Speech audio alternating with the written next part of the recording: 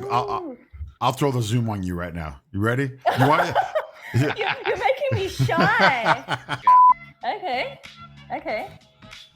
Hey, lovely people. You are tuning into Generation Flip with the lovely Big Brown and Flip.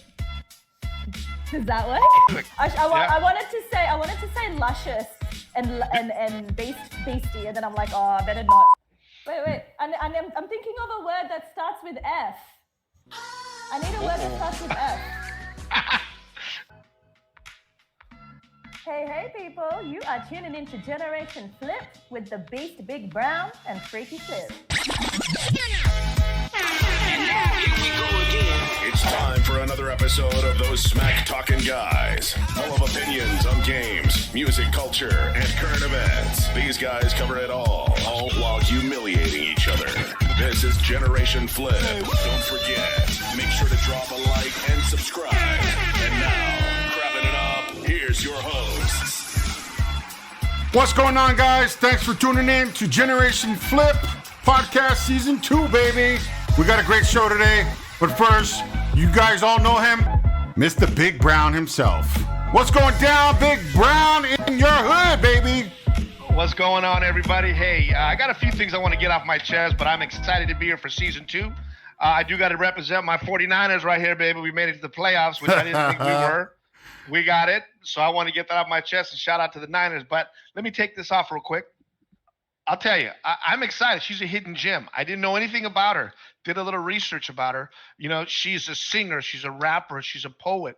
She's a counselor. She's a life and career coach. She pretty much does it all and has a fantastic attitude on life. Wait till some of you guys, let me put it this way. Shalina goes by Shalina as a counselor, but as her artist, it's SED8.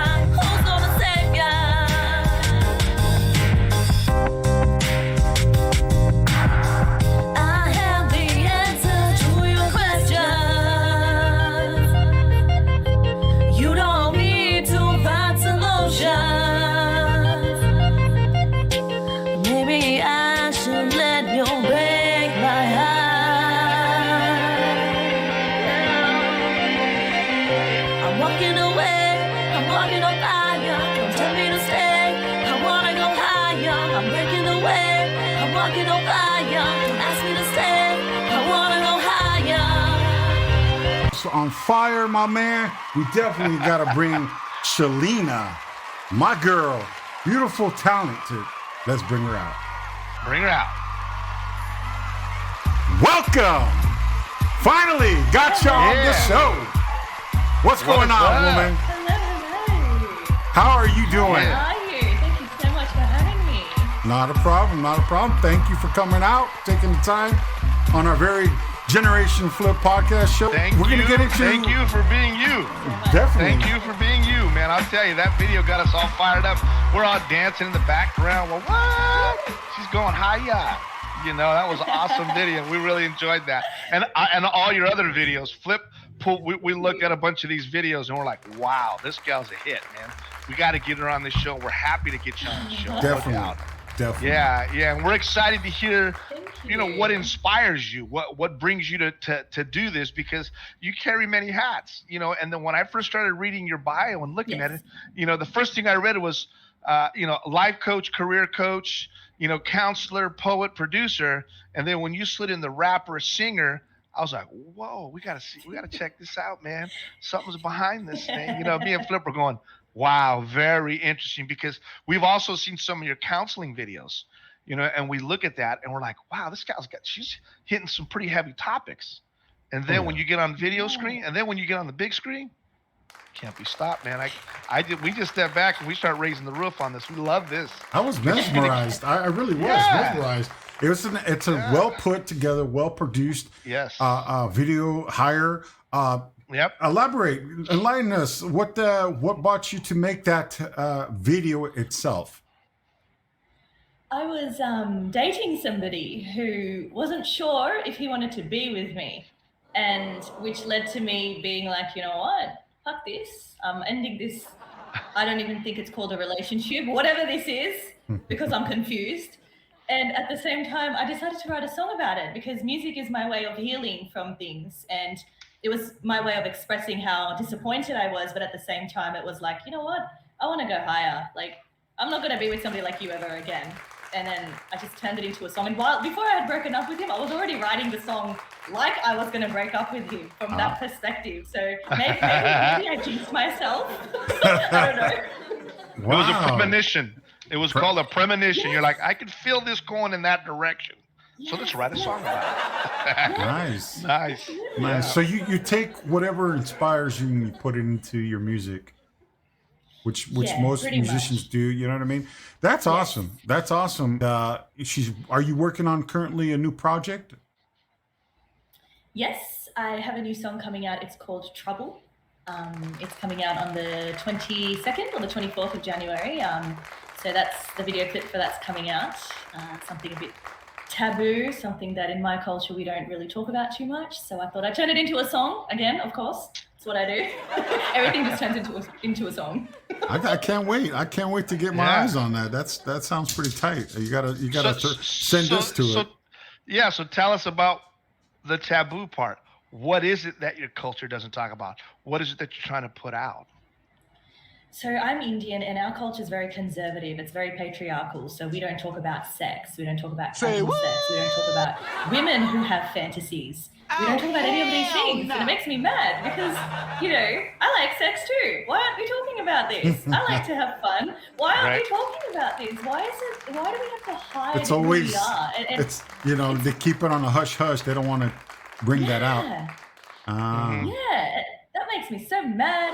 So I turned it into music so that I'm not too direct and scare people away. But it comes out in my music because it's just creative, and sex and creation for me is like, it goes together. Yeah. That's why I do it. Well, you have that infectious personality. We can obviously see it, and we know it's in your music too.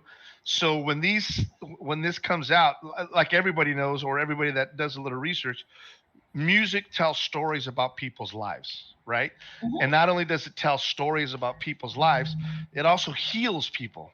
Right? Yes. It takes us back into the days. I mean, I could hear a song like a George Michael song come up, or I can hear Anita Baker come up, or I can hear, just a song that brought back memories. And man, it just takes you back, And when you look at all that and you listen to all that, it not only does it take you back, but it takes you back to a time where you were going through something, yes. And that's the healing yes. power of music that I love. And that I love to get taken back every now and then. And I have Pandora, which is a music streaming service. And man, I got stuff from country to rock to hard rock to rap to soul to funk. I listen to all of it. And every song that I hear, it'll take me back to a certain time in my life. So I think a lot of the motivation, what I'm understanding for you, is a lot of the trials and tribulations that you dealt with in your life. Yes. And you're also bringing it to the forefront for other people to hopefully open their eyes to break some of that stereotype, like you said, in your culture. So that's great too, because I guarantee you there's a lot of young girls and boys and some older that probably hear your music and they go, why haven't we done this? Right. You know, so you could start a movement. You could start a shift in the generation tide, and that's one of the things I love about you. You cover many facets, and you're well-rounded. So that's awesome. So give us a story about some of your music or your favorite song and how you came about writing it. Other than that guy that lost out, who's just an idiot. We'll forget about that guy because he lost out. We look at you and we're like, man, look at this. And this guy was trying to, do a juggling act. Whoever he is, you know who you are. Now you see here, you lost out, sucker. That's right. Tell us your most memorable song you wrote and what made you want to write that song and what happened at your time of your life. I wrote a song called Red Light District. For me, I love anything sexual, right? I don't know why. I don't know if that's a good or a bad thing, but my mind just, goes to the gutter. Me too. I'm just kidding. I'm rolling with you. So I decided to write a song called Red Light District because I have a few friends who have desired working as a call girl, but like a classy call girl, something sexy. What does it feel like to work as a call girl? So in my mind, I was like, you know what? I want to write a song about this because I fantasized about it in my mind. What would it be like for a girl to do that for one night or, a side job? So I turned that one into a song. And in the song, I'm saying it's the red light district. Do you want to get wicked? Like, one night only. Like, why don't we have some fun in the red light district, Nice. So, a little too hot, baby. That's what I'm talking about. It's getting hot in here, so take off all your clothes.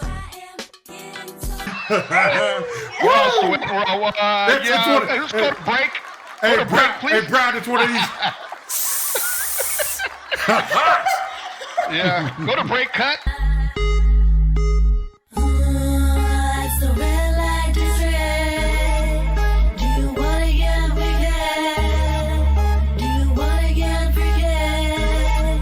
Anything that you want, It's the red light district. Do you wanna get wicked? Do you wanna get freaky? Anything that you want, We could be playing all night.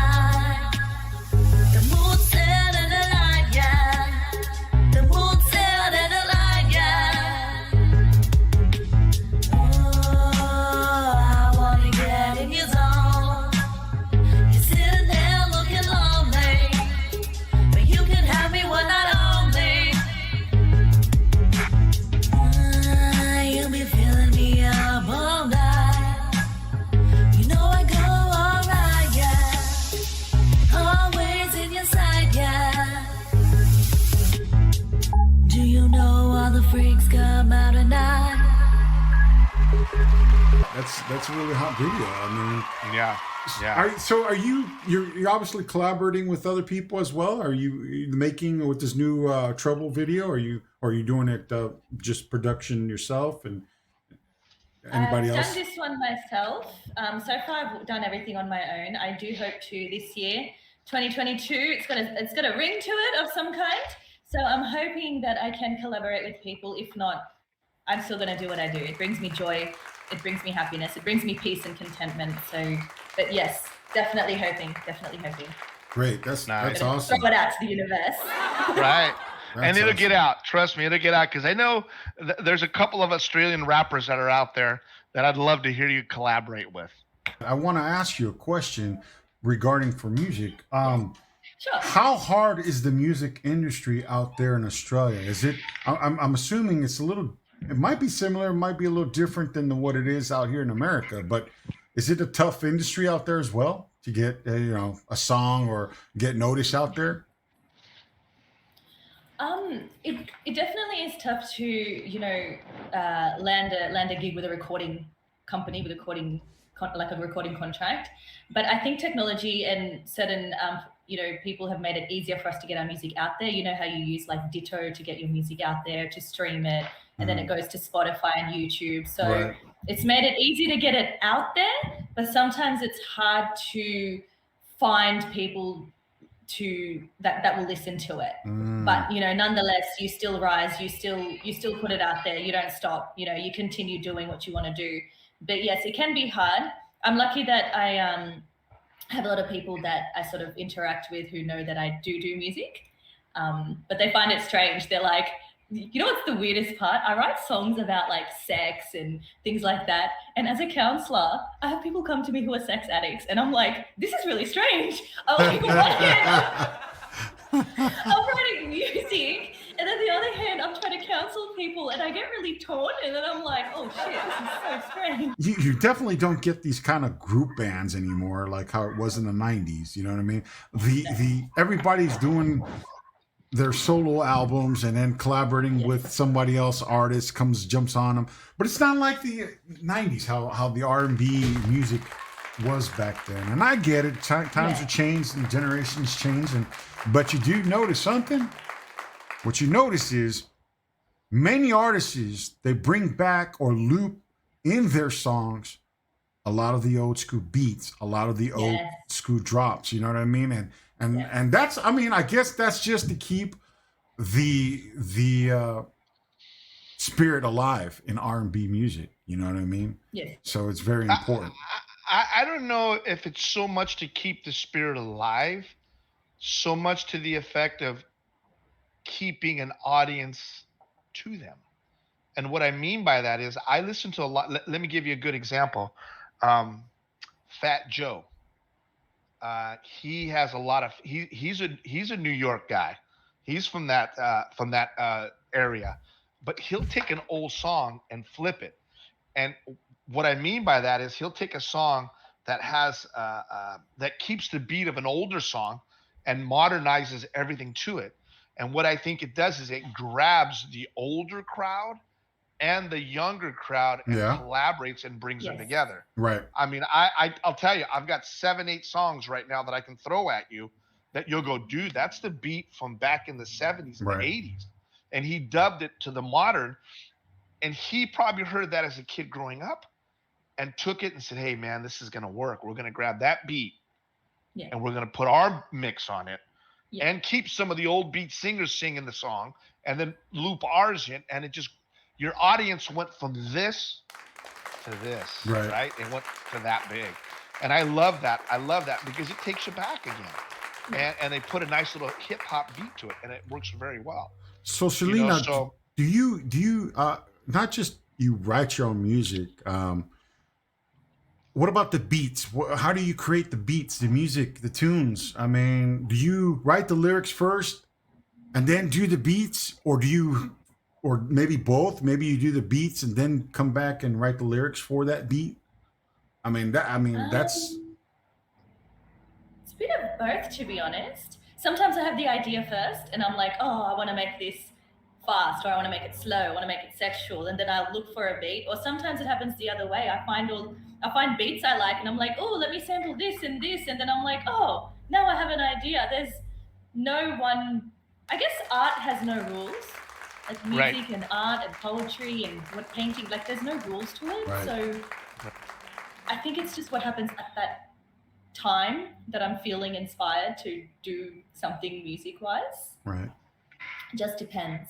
Life is so short, man. I'll tell you, I'm enjoying every day of my life, traveling. I'm concerts. I'm going all over football games. I'm just trying to enjoy my best life. And you know, like the past shows, there's no secret to success. It's a matter of being happy. If you're happy in what you do and you love what you do, you're going to go places, and it doesn't matter what anybody else says, right? Just be kind, treat people right, you know, and good things come to those, who do that. But so I'm a big advocate of that. I'm kind of hard. I find it hard to believe that, I mean, kids are kids are going to do, but I'm looking at your bio and you were bullied. Yes. I mean, it was really bad. Really? It was so bad. What type of bullying? Was it a racial bully? Or yes, it was racism. It was bullying about the way that I looked or the way that I walked. You name it, I got bullied because the school that I went to was full of white people, and I was the only brown girl there. So I was the target, and it was so bad. But I mean, and I didn't have the guts to stand up for myself. That's why now I get so mad when I see injustices. I'm like, fuck you. This is not happening. I've got to do something because I went through it. Good for you. Good for you. Good for you. It shouldn't be it's got to be tolerated. tough. Yeah, it's got, and you know, in America, we're a melting pot, and it happens every fucking day here. It's heartbreaking for one, you know, knowing that we still, in this day and age, that you have to go through it. And then one of the things that I've always learned, racism is taught. You're not born with it, you know? That's so it has a right. lot to do with education. And Yes. when I see that when I see people being rude, that's one of my big things. I don't like mean people. I'm a pretty good sized guy, so I can usually put my foot forward and say, hey, listen, X nay. I haven't had any trouble yet. I hope I don't ever run into trouble. Hopefully they understand me. But it's terrible out there right now. It really is. And then we got COVID, right? And then we talked earlier on this show, you're talking about food shortages. Yes. I mean, it just doesn't stop. It's like it's a whirlwind. It's like it's not going away. Oh, but let me throw this out here, guys. Check out Shalina. Just this one I'm about to play right now. It's called Rollin', and it's one of your newest albums that you came out.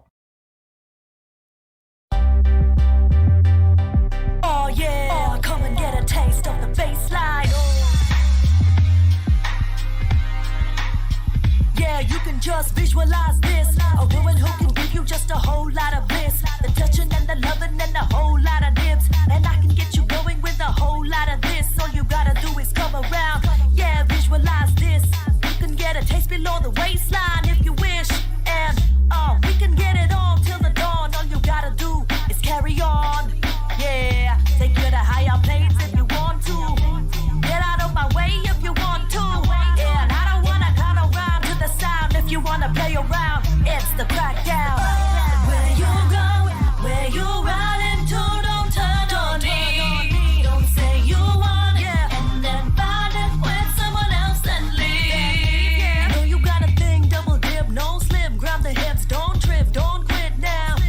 If you ain't scared, we can keep on rocking. If you wanna steal the show, they can keep on watching. Mind blowing from head to toe. If you wanna know more, then you know where you gotta go. Tell me that you want some, you've come to the right place, son. Wanna see you play dumb. Make me come to it on the run. But I want more than just the fun. And I think you know I'm the classified drug. I'm the female Mac and you the player young dog. She's got over 5,000 views. Check that video out, guys. It's fire, man. That's one of her new albums she's coming out, and she's working on a new project coming out as well called Trouble. You guys got to scope that out too. Shalina, let's get into some topics with counseling. What type of counseling are you? Let's put it that way. Talk about different sex, drugs, rock and roll. What? Oh, I like all of that. I don't do that. Good for you. Mom's in the background. Don't let her watch it. I talk a lot about trauma and intergenerational trauma and domestic violence, other things that I help people with, because a lot of people don't realize that they are actually going through trauma or they have gone through trauma. So especially prevalent in my culture. So that's the reason why I do a lot of my podcasts, is to make people aware of that. And also parents, Indian parents especially, they are the cause of their child's trauma. And I say it on their face. I don't think they like hearing it, but I'm just like, meh, you do it. You need to know about it. You need to fix your shit. Right. So that's where I make sure that I can reach people who need to learn about these things, because trauma is so individual and people don't realize that they've endured it. Do you also deal with children's, like children's anxiety and have you sit downs with children to talk about stuff? I mean, does that hit?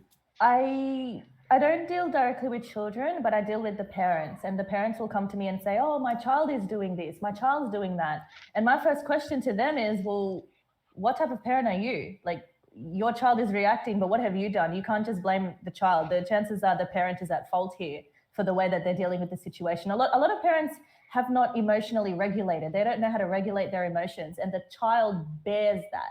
They endure that because the trauma is passed down. So I have to go back to the parents and the parents' trauma, and find out the root of everything. The root cause. The root of everything is that. And I go back to that, and I'm like, that's why your child is misbehaving. Right. You did that. Right. You don't know what Really? the fuck I said. Is your mom like a traditional Indian woman? Is she like traditional? I have to say she's quite modern for an Indian. So I've been able to get away with doing a lot more things than other Indian people. So if I ever told them, they'd lose their shit if I ever told them the stuff that I've gotten away with. Yeah, but she was still strict as well. But I didn't face a lot of the strict parenting that Indians back in India faced. I was very lucky. I didn't go through that. But because I didn't go through that, I like to raise awareness about it, that, you know, you're fucking up your child by being a strict parent, because being strict is traumatizing for a child. So yeah, but she's very encouraging of everything that I do, and I'm lucky that I have her support. She's all I've got. She's the queen. She's the queen mother. The queen, that's right. The queen. She's the matriarch. Yeah, she's the That's matriarch. right. That's right. That's right. So yeah, no, she's cute. She's really tiny. She's adorable. She's like a delicate flower. So I see you got a lot of stuff on your YouTube channel. You know, you got some sessions there. You talk about you have guests coming on, and you talk a little bit about conversational sessions. Tell us a little more, if you can. So it's all to do with mental health, and I started this as a means to reach, especially the Indian audience that I have on my Facebook. It started as a Facebook Live, and now it's anything mental health that we really need to discuss. For example, last episode was, are you marrying for the right reasons? Because a lot of people don't get married for the right reasons. So these topics that in my heart are burning, I'm like, let's go. Let's get the fire going. I feel it's a need. Like I wake up with a need to speak. So I make sure I tackle things that. Well, you're doing a good thing. I think that's a good thing, right, bro? Yeah, you got a platform, and that's the key. Yes. That's like what we do. We got a platform, you know. Yes. And me and him are. I think I'm the oldest video game player on the planet. You know, but we play video games. We have a blast, and we talked about it. And you know what? We got a platform. We like to share experiences and help people out. I mean, ultimately, what we're doing is we're giving back to the community and helping in whatever way we can. We'd love to bring out, you know, people like yourself that have gone through things and how their lives changed and what made them change. And that's the good thing about it. You know, we got a platform. We love it. We're enjoying it, you know, and we're bringing out good topics, and we're showing success on people that, you know, you wouldn't think could have success. And it's all in the heart, right? If you believe in something, that's all that matters. You know, it really is, you know, from kids to artists to professional athletes to actresses and actors and activists. We have a well-rounded show, but we like to put people's stories out there. And obviously people like it because we're still doing it and we're having a good time with it. And like yourself, it's amazing what you're doing. Love the girl power. We love it. You know, we can't wait to see you come to California. You need to get out here. I'll invite you to come out and we'll show you the... I like the attitude. You know what I mean? It's like, you know, she's Indian. She's, to me, like when I talked to you, when I first met you, I kind of like got that vibe, like, you know, she's that, you know, go getter, you know, you gotta go get it. You know what I'm saying? And when I met you, I kind of, it's not like what people think, you know, different cultures, you know, Indian. I got a buddy who's Indian at my job. And hilarious guy. And you're like the new gen. It's like you're like the new gen, the modern new gen of your race. You know what I mean? Of your culture. Yeah. You know what I mean? And it's like it's awesome because you're bringing it to the people. You know what I'm saying? You're making them aware to other people. You know what I mean? Like, you know, enough is enough with this traditional crap. You know, let's break the boundaries. Let's you know what I mean? And that's awesome. I gotta hand it down. That's awesome. That's the way to do it. You know what I mean? So if it makes you feel good, do it. That's my thing. If it makes you feel good, do it. If there's no go ahead. Sorry. No, go ahead. I was gonna say, I think that when you stop looking at people like they're a competition and start looking at them like you can collaborate with them and grow with them, your life changes. I think a lot of people are trying to compete with everybody and they see everybody as a threat. And that's not the thing. Like, I can't see anybody as a threat because you and I, we're from two different worlds. We've lived two different lives. We do different things. How are you a competition or a threat to me? You're not. Like, don't stress. I'm not stressing. Like, how about we collaborate? But people don't, like, their mindset isn't always like that, and everybody's a threat to them, and I think that's a really sad way to live. Yeah. It's a generational thing. It is. I mean, their parents were that way. Their brothers and sisters are that way, and it just goes on and on and on, and it's hard to break that cycle. And a lot of times when the cycle gets broken is when you're a single parent and you have a one kid, and that kid, he doesn't have to, you're a great example. If you had 3 sisters, you wouldn't be doing this because they'd keep you in check because that's the culture. But since you're one, you explore. I see the bullshit. Yeah, you see through it, right? Bullshit. And you kind of go, wait, this is not right. And you go, well, no, wait a minute, it is. All my sisters do it. And you go, you don't have to do that. You could do this, this, and this. And then they'll go, nope, we can't. It's taboo. No, we can't. And that's not true. You could do anything. One of the best pieces of advice I gave somebody is there is no rules to life. There's not a manual. Yes. There's nothing. Whatever makes you feel good, you should do it. And now keep in mind, morals has some things to do with it, right? And respecting yourself has things to do with that.